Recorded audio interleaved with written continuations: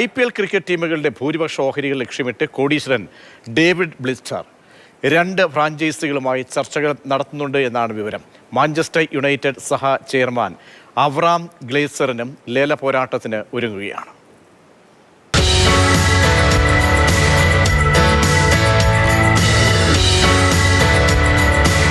IPL ഫ്രാഞ്ചൈസികളോടുള്ള വർദ്ധിച്ചു വരുന്ന താൽപര്യത്തിന് കാരണം ടീം വരുമാനത്തിലെ വർധനവും ലീഗിന്റെ റെക്കോർഡ് മൂല്യവുമാണ്.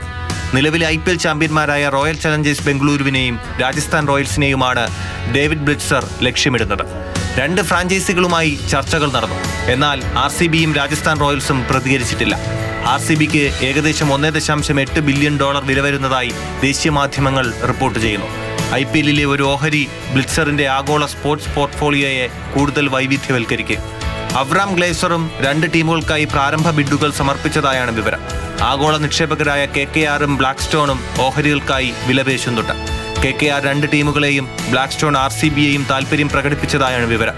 മാർച്ച് പകുതിയോടെയാണ് അന്തിമ ബിഡുകൾ സമർപ്പിക്കേണ്ട അവസാന തീയതി. മാർച്ച് 26-നാണ് അടുത്ത IPL സീസൺ ആരംഭിക്കുന്നത്.